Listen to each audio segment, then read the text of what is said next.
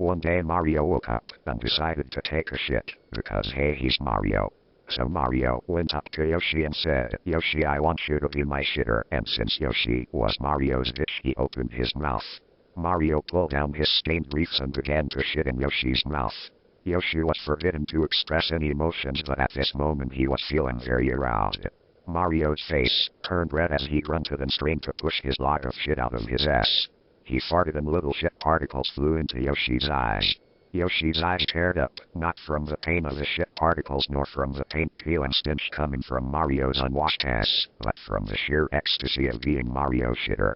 Mario noticed this and began to grunt harder, teasing the horny beast. Mario noticed that Yoshi was fiddling around with his dino wiener, which had become quite erect. "Stop at this instant," commanded Mario, noticing his own 2-incher was growing hard as well. Yoshi whined and reluctantly lowered his hands. With a final grunt and a smelly fart, Mario's log of shit finally dropped from his ass into Yoshi's mouth. Mario turned around and watched as Yoshi chewed the shit log. "Eat it, bitch. Eat it all," said Mario. Yoshi pretended he hated doing this so much that his throbbing wiener and moans of joy told Mario otherwise. "Swallow it," ordered Mario, but Yoshi didn't want to swallow it yet. He wanted to savor the shit. "Swallow it right now!" screamed Mario as he began wang-slapping Yoshi across the face. Mario, hands on his hips, thrust his pelvis from side to side across Yoshi's face, punishing the naughty dinosaur.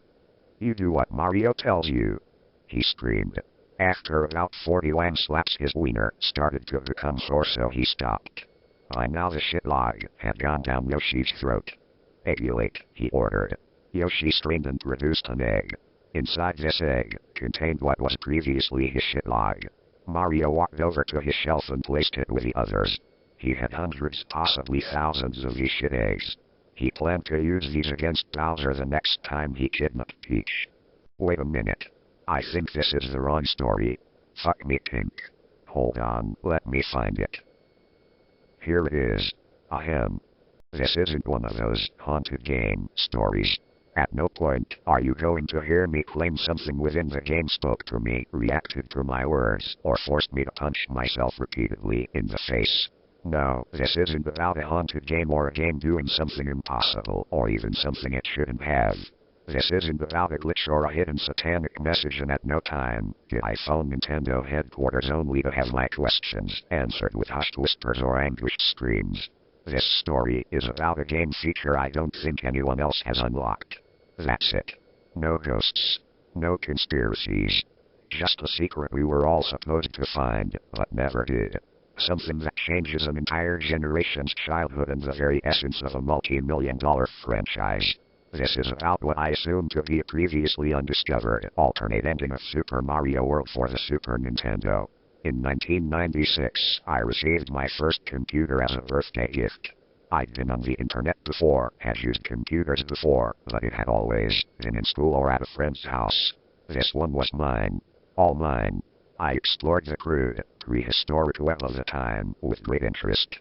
I downloaded all sorts of pornography and even printed it out, which made absolutely no sense. I also pirated media like a madman. Music, games, anything. This was where I first discovered Mario World. I'd never had a Super Nintendo as a little kid, so it was all new to me. I downloaded tons of games along with the SNES emulator, but Mario World was my favorite. For over a decade, the same Mario World ROM was my time-wasting hobby. I played it over and over again, beating the game faster and faster until I began to lazily explore the worlds with no particular purpose. Game Genie codes helped immensely. I could turn off the timer and relive a particularly entertaining map for an hour as I waited for a download or any number of boring events. It was in this manner that I must have beaten and rebeaten the game thousands upon thousands of times. There was comfort in the obsessive-compulsive behavior of this routine. But all of that was shattered when I saw the blind goo. The blind goo, as I referred to it, was hovering over the exit from the haunted sunken ship level later on in the game. I call it blind because it actually had no visible eyes. It was like someone had made a lazy ROM hack, but I knew, from years upon years of experience, that this was a normal game. The blind goo just hung there over the exit pipe, blocking it. I turned my back on it, but it didn't chase me. How could it? It didn't even see me. Then I noticed something else out of sorts. There was a key and keyhole misplaced above the exit. Keys and keyholes as such are ways of ending a level in an alternate manner and discovering a secret area. Still, this didn't belong there, and I knew it. For a moment, I considered the fact I'd actually broke a ROM file from overuse. After taking a screenshot specifically to show all of you Mario Brothers fans out there, I picked up the key and opened the door, figuring the game would seize up and I'd have to restart. Instead, it opened up a new path on the map selection screen, a whirlpool next to Bowser's already creepy head cave thing. I pressed the right arrow and moved onto the whirling ring. Oh god no. This didn't really strike me as odd, because if you're familiar with a Mario World game, there's an area called Star Road that you may note has similar names. Just stuff like tubular and awesome and all manner of dumb words and phrases. Most of the areas were called Vanilla Forest 1 and Donut Mountain 3 and all that, but there were maps with odd names like that. What did concern me, though, was Mario's expression. Surprise? Shock? Fear? I entered the map. Oddly enough, the whirlpool in the middle of a lake began with a standard castle entry animation. Mario walked up to a castle door, looked up, then went in. I could tell it was underwater, though, because of the bubbles that periodically emerged from the sprite's mouth and floated to the top of the screen. Inside the castle, it started to look more and more like I was in fact experiencing a glitch. There was no room to jump. No room to do anything but run left and right. I must have gone right for 10 to 20 minutes, just holding that E button and running along at full speed. After a while I ran into 1 or 2 blind boos in the darkness above. Then 3 or 4. Then the screen was full of them. They just kind of hung there, doing nothing. They wouldn't chase me if I turned my back, as with a previous blind boo. If I made any noise, like Mario's jump sound, they would just kind of shudder a bit, like they heard the sound of Mario's movements, but couldn't do anything about it.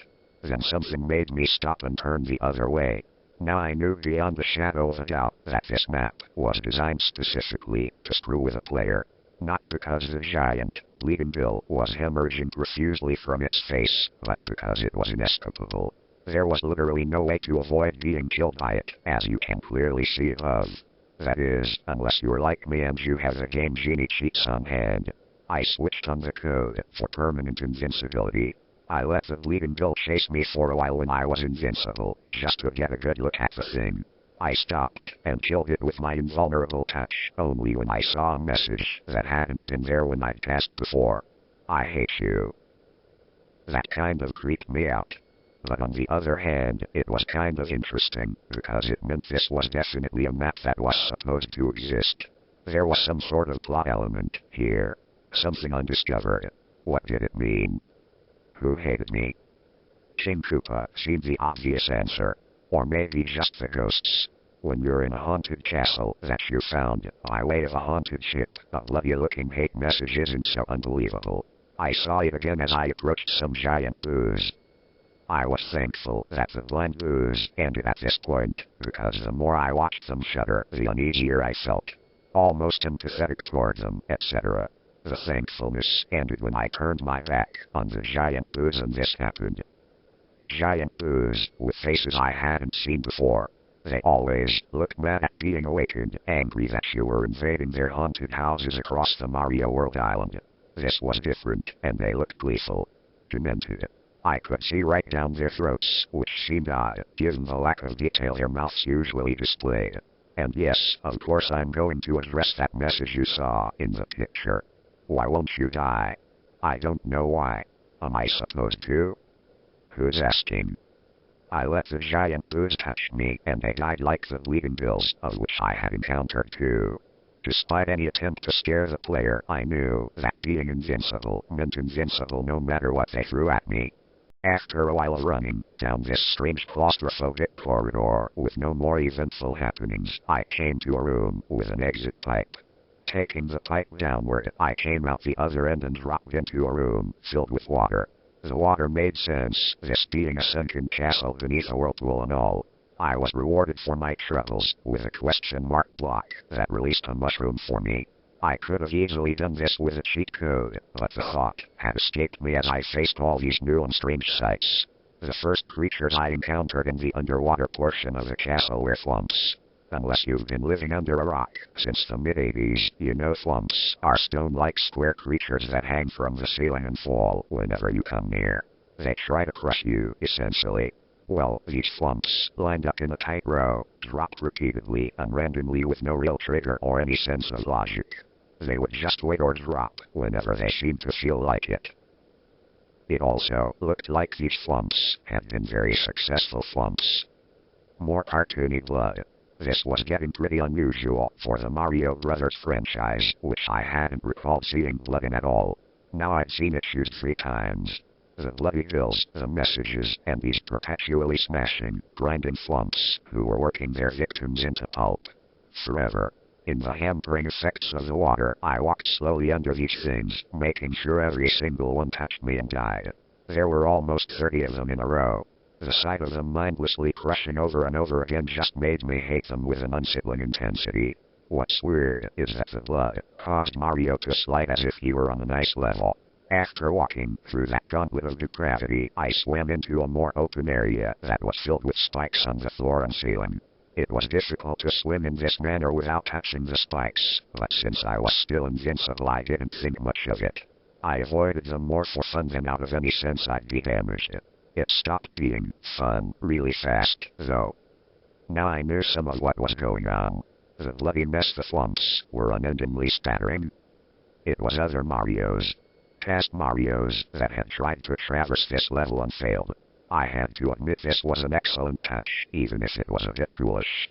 Whoever had designed the map actually broke the fourth wall and showed you the bloated, motionless abortions of the player's own careless treatment of Mario's tiny life. The bodies only floated straight up and down a tiny bit, as if to show the effects of a light current. It was genius, and I couldn't believe I might be the first and only person to ever see this. I toyed with the idea of taking more than the one screenshot I just presented to you, basically so all of you reading this could enjoy the secret map as much as I had, especially this weird little touch. But without swimming, without kicking or moving in any way, the dead Marios started to come at me like torpedoes. Their faces remained blank and blue and dead, but they moved with astounding speed. They angled and positioned and worked all sorts of unique trajectories that left me almost nowhere to move. They continued coming at me and swarming and backing up to try again, and I just couldn't bring myself to let them touch me. I moved with more speed and skill than I'd ever exerted, frantically trying to keep Mario free of his drowning victims that seemed dead set on rocketing straight into him. When I finally reached the purple exit pipe you see above, there had to be 10 of those things right behind, pitching, turning, and chasing me. I entered the pipe as fast as I could, thankful that it worked properly and had Mario out of that situation in a heartbeat. The corridor that followed was empty, thankfully. It was just a blue underwater hallway of sorts, with nothing to avoid or kill. It was boring and predictable like the game had been all these years, which brought back a sense of safety. At the end of the hallway, I came to the standard pair of doors you'd enter to face a final boss. Beside the doorway, a mushroom power-up. I didn't touch that shit. Going through the door was as you'd expect. The typical change of map views occurred, and Mario was standing on the ubiquitous bridge over boiling lava. Or had it been blood all along? When Mario walked out onto the bridge, however, there was no boss creature. Instead, Mario immediately looked to the side and froze. I couldn't control him anymore. He just stood there. Keep looking until you see it. I didn't even see it at first, so I don't expect you to notice it right away. If you still haven't spotted the thing, look in the third window from the left. FYI, that's not usually there. Mario seemed to regain his composure and looked back and forth slowly, surveying the room. There was still no boss, and I still couldn't control him, so I stopped trying and just watched. This went on, and on, for what seemed like forever. Nothing happened. Then a familiar face walked in from the right. Dressed in green, tall and angry. It was Luigi. Mario recoiled in horror. It's difficult to say that without thinking how crazy it sounds, but Mario really reeled back with a sort of terror that was uncharacteristic for such a peppy, happy-go-lucky mascot like him. Then Luigi spoke. It was all connecting now. The messages scrawled on the walls. I hate you, and why won't you die? Luigi. He's always been Mario's second banana, the player 2, the one who doesn't get the princess in these early games. No matter how identical he is to Mario in skill set and ability and tenaciousness and bravery, at the end of the day the game is Super Mario Brothers, and he's just the brother. How he must have hated Mario. Who among us wouldn't? Think about it. No matter what happens, Mario always comes back. No matter how many corpses he leaves littering the battlefield, he's always there once more to leap and cheer and get all the adoration. And Koopa hadn't worked alone? I didn't know what that meant at first, if anything, but again, you just have to think it through. How exactly does King Koopa consistently succeed in kidnapping the princess? From day one, from the original Mario Brothers onward, it had always been an inside job. Still unable to control the character, I watched Mario simply cower in fear as Luigi leaped high into the air, as high as he could in Mario 2, the bastard child of the franchise. He jumped on the pathetic, weeping Mario again, and again, and again. I was powerless to stop it. When he was done, he seemed to look at Mario's limp body with this overwhelming rage. Then the bridge started to disappear. Soon, Mario would be dead. As I looked on, I had an irrational thought. Would it be permanent? Within an instant, as Luigi turned to seemingly strike a victory pose like he'd beaten the level, Mario awkwardly got to his feet and took him by surprise. Fear and sadness and confusion had given way to anger, and Mario overpowered his brother with little effort. To this day, I'm still haunted by the final result of his wrathful reprisal. There was the map's title. None of this was a glitch, none of it was a mistake. It wasn't the developer getting back at Nintendo, and it wasn't the ghost haunting a Nintendo cart. It was a planned, purposeful part of the Mario Brothers mythos. If you beat the same level X number of times, a secret part of the world opened, and you learned that from Mario Brothers, through Mario Land, Luigi had secretly been working against you and was in fact facilitating the repeated abduction and abuse of the princess. But why? Money? Power? No, it was all there. Because he couldn't take not being the one in the spotlight. Not being Mario himself. After Luigi died, well and truly died, Mario just sat on the edge of the bridge and wept. I was forced to watch this for minutes on end before the screen faded to black. I played the rest of the game through to see if anything changed. Nothing else odd happened, as one would expect, since this whole ordeal was just supposed to be part of the actual full story. I couldn't access the whirlpool again. I'd seen the events once, and that was all I was apparently allowed. It was back to the game as usual. The same exact game I'd played since the 90s, and would probably continue to play for the rest of my days. Well, it was the same. Except for the final image.